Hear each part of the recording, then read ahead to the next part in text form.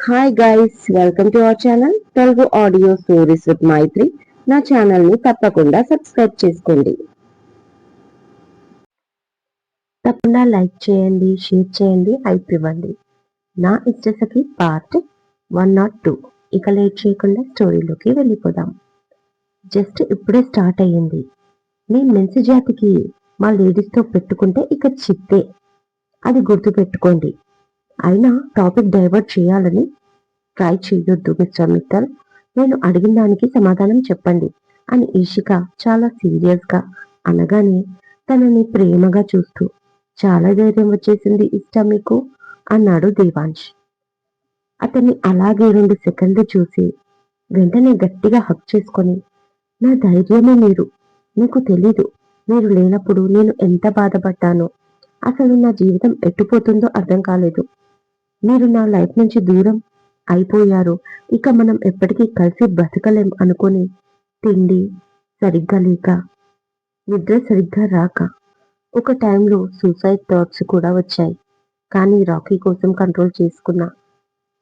నాకు మళ్ళీ మీరు కనిపించగానే ఎక్కడలేని ధైర్యం నాలో. ఎందుకు నేను మీకు ఇంతలా అడిక్ట్ అయిపోయాను నాకు కూడా తెలియట్లేదు అంటుంది ఈషిక కళ్ళల్లోకి వాటర్ తెచ్చుకొని. ఎందుకంటే మన శరీరాలు వేరే కానీ ప్రాణం మాత్రం ఒకటే అన్నాడు దేవాంశ్ తనని దగ్గరికి తీసుకుంటూ. మరి చెప్పొచ్చు కదా, ఎందుకు నా దగ్గర దాస్తారు? ఇప్పుడంటే నన్ను నమ్మారు, కానీ ప్రతిసారి నమ్ముతారా? రేపు ఇంతకంటే పెద్ద స్కామ్ ఏదైనా జరిగితే అప్పుడు ఎలా?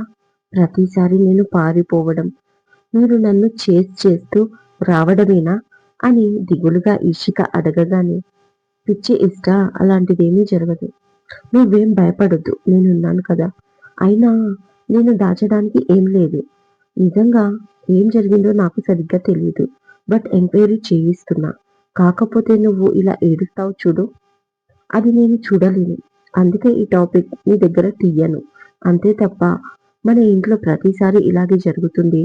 ఇక పైన నువ్వు లైట్ తీసుకో. నాతో లైఫ్ లాంగ్ ఈ అవమానాలు అనుమానాలు భరిస్తూ లైఫ్ లీడ్ చేయాలి అని నేను చెప్పట్లేదు. నా భార్యగా నీకు తగినంత గౌరవం మర్యాద ఆ ఇంట్లో ఎప్పటికీ ఉంటాయి. ఇలాంటి ఇన్సిడెంట్ మళ్ళీ రిపీట్ అవ్వకుండా నేను కావలసినన్ని జాగ్రత్తలు తీసుకుంటున్నాను. అండ్ సేమ్ టైం నేను లేని టైంలో నిన్ను బాధ పెట్టిన వాళ్ళని నేను కూడా అస్సలు వదలను. అది ఎవరైనా కానీ మన పరాయ భేదం ఇక్కడ చూపించను. తప్పకుండా వాళ్ళకి కంపల్సరీ గట్టి పనిష్మెంట్ ఉంటుంది. యూ డోంట్ వారీ. నువ్వు కార్చిన కన్నీళ్లకు వాళ్ళు సమాధానం చెప్పాలి, చెప్పి తీరాలి. అర్థమైందా? ఇక పిచ్చి ఆలోచనలు వదిలి హ్యాపీగా ఉండు. నువ్వు హ్యాపీగా ఉంటే రాకీ హ్యాపీగా ఉంటాడు. మీరిద్దరూ బాగుంటే నాకు అంతకంటే ఏం కావాలి అన్నాడు. అతని మాటకి మరి ఆ షీలతో ఎంగేజ్మెంట్ అని ఈషిక కంప్లైంట్ గా అనగానే, అబ్బా, ఒకదాని తర్వాత ఒకటి, నన్ను వదిలేసి అన్నీ కావాలి నీకు అంటూ వెంటనే హక్ చేసుకొని, అదంతా నానమ్మ కోసం. నా సిచ్యువేషన్ అలా వచ్చింది. బట్ అది పెళ్లి వరకు గ్యారంటీగా రాదు. I promise you and I love you so much అంటూ ఆమెని నుదుటిపై ముద్దు పెట్టుకుంటూ ఉండగా ఈషిక ఫోన్ మోగింది. అది చేతిలోకి తీసుకోగానే కట్ అయిపోయింది. అప్పుడే తనకి వాట్సాప్ లో టెక్స్ట్ మెసేజ్ వచ్చింది. ఏంటి ఆఫీస్కి రాలేదు? అగ్రిమెంట్ మర్చిపోయావా? మరి కోర్ట్ నోటీస్ పంపించాలా అని ఉంది. పరమానందం మీద పీకల దాకా కోపం వచ్చిన దేవాంశ్ వైపు చూసింది ఈషిత. అతను నవ్వుతూ ఆమెని చూస్తున్నాడు. ఇక వెంటనే ఆమె కూడా చిన్నగా స్మైల్ చేసి, ఈయనకు ఈ విషయం ఇప్పుడే చెప్తే అన్న ఆలోచన రాగానే, వద్దు, ఆల్రెడీ చాలా సమస్యలున్నాయి ఆయనకి. మరొకటి తన తలకి చుట్టడం అవసరమా? ఎన్ని రోజులు ఈ పరమానందం ఎగురుతాడో ఎగురని. కంపెనీ స్కామ్ ప్రాబ్లం సాల్వ్ అవ్వగానే అప్పుడు ఆయనకి చెప్పి వాడి రెక్కలు కాచేయిస్తాను. ఆ తర్వాత ఏం చేస్తాడో నేను చూస్తాను ఎద్దవా అని మనసులో తిట్టుకుంటూ పైకి మాత్రం నవ్వుకుంటూ, నేను ఆఫీస్కి వెళ్ళాలి, విత్ యువర్ పర్మిషన్ 2 hours లో వచ్చేస్తాను అంటుంది ఈషిక. ఆఫీస్ ఏంటి అడిగాడు దేవాంశ్. మరి మీరు సడన్ గా మీ ఇంటి నుంచి నన్ను బయటికి పంపిస్తే నేను ఎలా బ్రతకాలి? నన్నెవరు పోషిస్తారు? నా సంగతి సరే. నా రాకీ సంగతి? అనగానే చాలా బాధ అనిపించింది దేవాంష్‌కి. ఐయామ్ సో సారీ రా! అంటూ మళ్ళీ దగ్గరికి తీసుకున్నాడు. It's okay. మీరు ఉంటే ఇలా జరిగేది కాదు. అంతా నా బ్యాడ్ టైమ్. ఏం చేస్తాం? అని 2 సెకండ్లకి లీవ్ దిస్ మ్యాటర్. ఇక్కడికి వచ్చాక ఒక ఫ్లాట్‌కి షిఫ్ట్ అయ్యాను. అలాగే జాబ్‌లో కూడా జాయిన్ అయ్యాను. 1 ఇయర్ అగ్రీమెంట్. 1 మంత్ కూడా అవ్వలేదు జాయిన్ అయ్యి. అప్పుడే 3 డేస్ నుంచి వెళ్ళడం లేదు. ఫీవర్ వచ్చిందని. బట్ ఇవాళ వెళ్ళాలి. సో ప్లీజ్ రిక్వెస్ట్ చేసింది ఇషిక. అసలు విషయం చెప్తే మళ్ళీ తన బాస్‌తో ఉన్న గొడవ విషయం పెద్దదవుతుంది. వాడు మీడియాకి ఇస్తే తన గురించి బయట మొత్తం తెలిసిపోతుంది. ఆల్రెడీ ఒక నింద మోస్తుంది. మరొకటి అవసరమా అనుకుంది ఇషిక మనసులో. కానీ తన ముందున్నది దేవాంశు మిత్తల్. మంది గురించి తెలియదు కానీ తన ఇష్టసఖి ఫేస్ చూస్తేనే అన్ని కనిపెట్టేస్తాడు. అలాంటిది ఇప్పుడు ఇషిక దాస్తే మాత్రం తెలియకుండా ఉంటుందా? అది ఆలోచించలేకపోయింది ఇషిక. ఇక ఇషిక రిక్వెస్ట్ కి ఓకే ఫైన్. నేను హెడ్ ఆఫీస్ కి వెళ్ళాలి. దారిలో నిన్ను డ్రాప్ చేయనా? అడిగాడు లాలనగా. యా ప్లీజ్ నేను రెడీగానే ఉన్నాను అంటుంది ఇషిక. 2 మినిట్స్ లో రెడీ అయి దేవాంశ్ కూడా వచ్చాడు. ఇద్దరు కలిసి బయలుదేరారు. ఆఫీస్ లో యోగి శ్రీధర్ తో మాట్లాడుతూ ఉన్న సోమేష్ కి షీలా నుంచి కాల్ వచ్చింది. వెంటనే లిఫ్ట్ చేసి ఆ చెప్పు బంగారం. ఇందాక నీకు కాల్ చేస్తే నీ ఫోన్ బిజీగా వస్తూ మా అల్లుడితో ఫోన్లో బిజీగా ఉన్నావా? అని నవ్వుతూ అడిగాడు సోమేష్. ఆయన గారాల పట్టిని. డాడీ అని రాగం తీసింది. అది ఏడుపు అని అర్థం కావడానికి పెద్దగా టైం పట్టలేదు సోమేష్కి. షీలా ఏమైంది? అడిగాడు షాక్ అయిపోతూ. డాడీ డాడీ అది అంటుంది తప్ప ఏమీ చెప్పడం లేదు షీలా. ఏమైంది? ఎందుకు ఏడుస్తున్నావు బేబీ? అంటూ పైకి లేచాడు కంగారుగా. అతన్ని అలాగే చూస్తూ ఉన్నారు యోగి, శ్రీధర్లు కూడా. ఏమైంది అని అడుగుతూ. డాడీ మీరు త్వరగా రండి ఫామ్ హౌస్ కి. నేను ఇక్కడే ఉన్నాను. ప్లీజ్ త్వరగా రండి అంటూ ఏడుస్తుంది షీల. ఇంకా కంగారు పడిపోయాడు. అసలు ఏం జరిగింది? నువ్వెందుకు ఏడుస్తున్నావు? ఆ ఏడుపు మానే విషయం ఏంటో చెప్పు అన్నాడు. కానీ తను మాత్రం వినిపించుకోకుండా ప్లీజ్ డాడీ ప్లీజ్ త్వరగా రండి ఇక్కడికి అంటుంది. ఓకే ఓకే బేబీ ఏం జరిగింది? ఎవరైనా ఏమన్నా అన్నారా? అనగానే నో డాడీ ఫోన్లో చెప్పేది కాదు. మీరు త్వరగా రండి. నాకు చాలా భయంగా ఉంది. ప్లీజ్ డాడీ రండి అంటూ ఏడుస్తూనే ఉంది నాన్ స్టాప్‌గా. నువ్వు ఎందుకు ఏడుస్తున్నావు షీలా?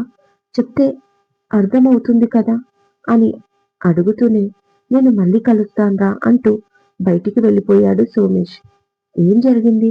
అని వెనక నుంచి శ్రీధర్ యోగి అడుగుతున్నా పట్టించుకోలేదు. వీడేంటి అలా వెళ్ళిపోతున్నాడు? మాట వినిపించుకోకుండా అని శ్రీధర్ అనగానే వాడంతే. ఆ అమ్మాయి రోజుకో డ్రామా చేస్తూనే ఉంటుంది.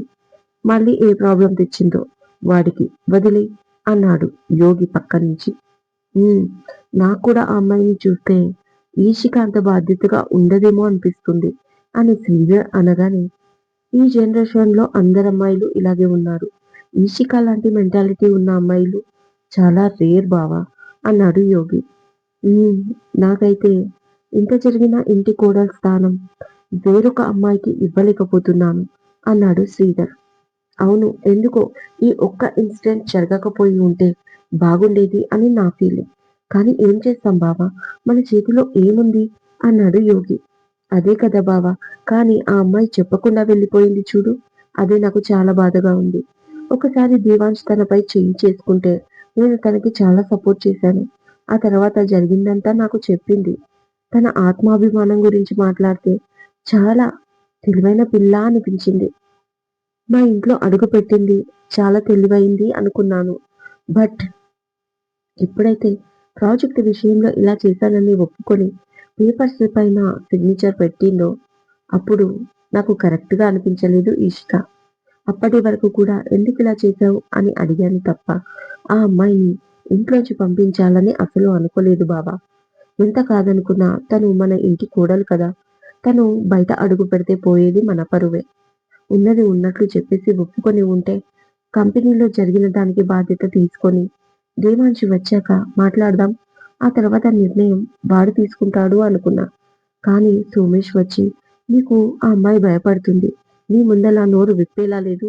తప్పు ఒప్పుకునేలా లేదు. మీరు పక్కకు వెళ్ళండి. నేను అడిగి చూస్తాను. అప్పుడు ఒప్పుకుంటుందేమో చూస్తా" అన్నాడు.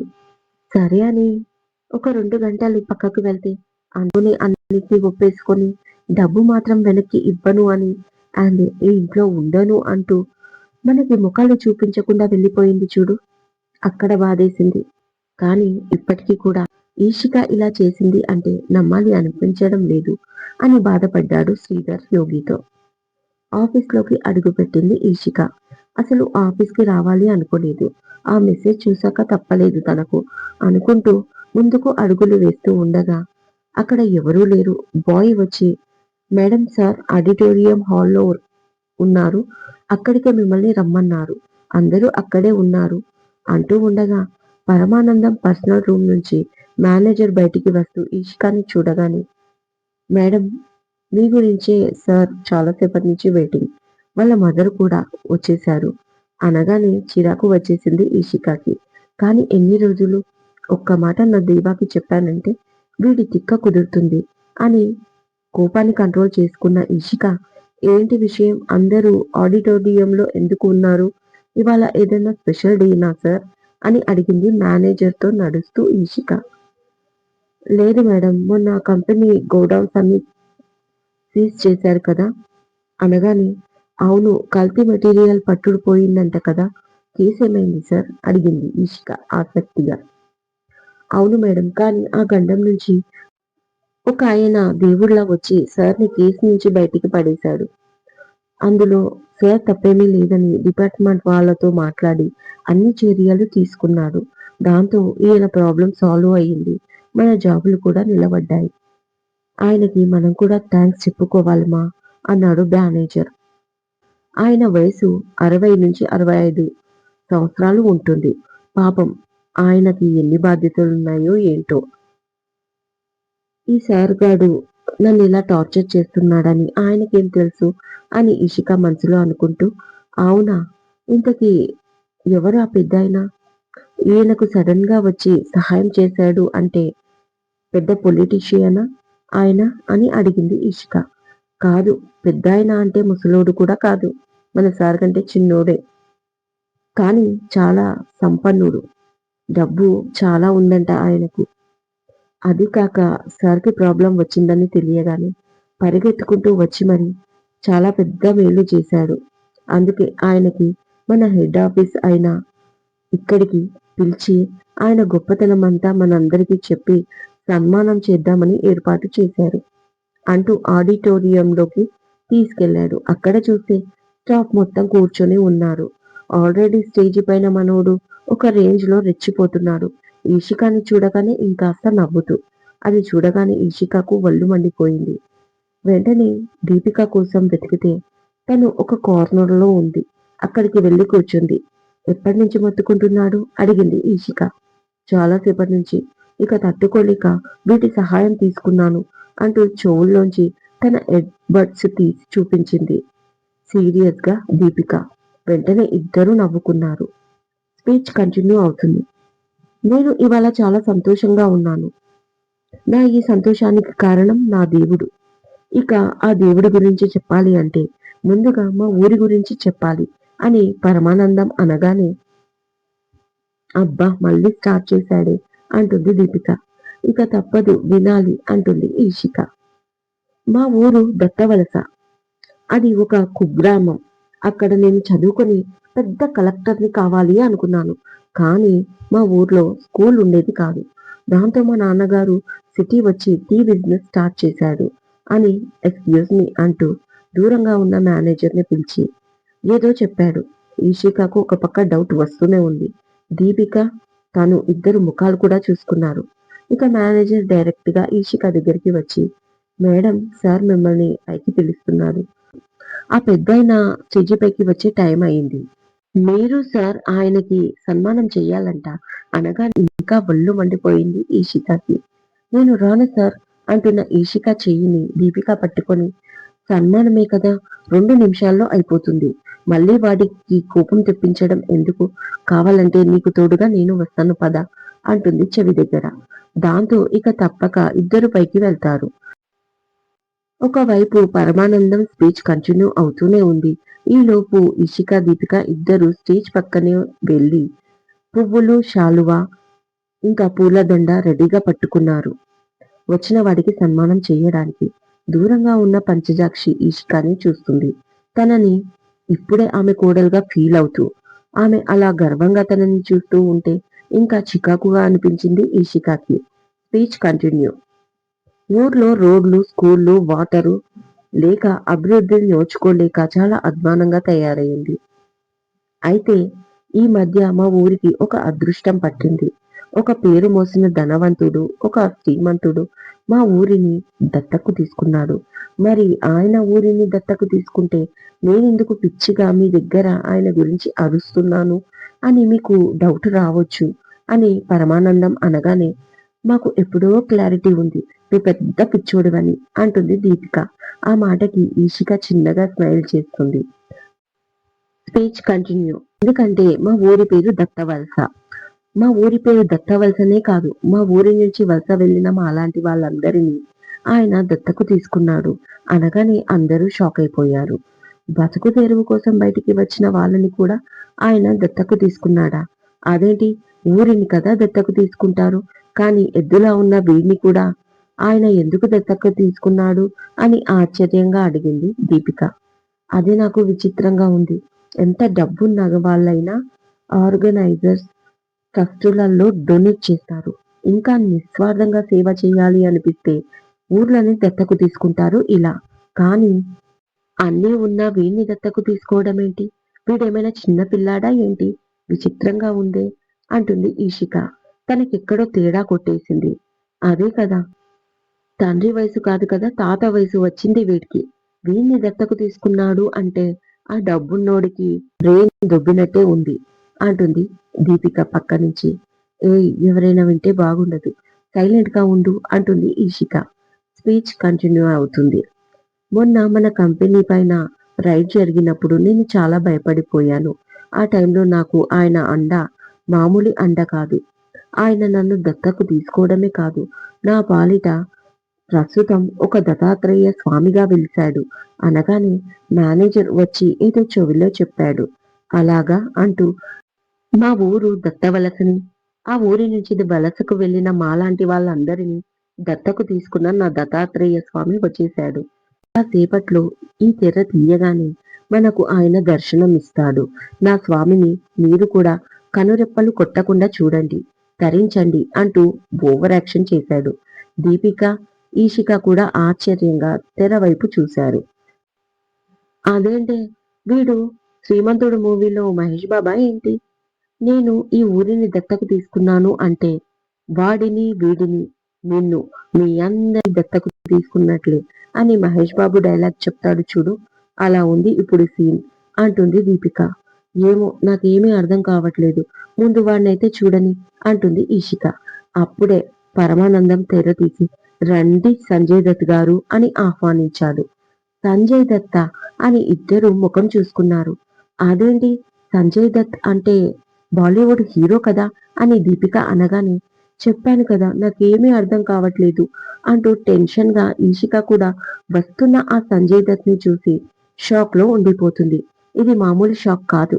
సన్మానం తర్వాత నవ్వి నవ్వి ఈషిక కళ్ళల్లోకి వాటర్ వచ్చేశాయి. అది వేరే విషయం అనుకోండి. ఇది ఇవాళటి ఎపిసోడ్.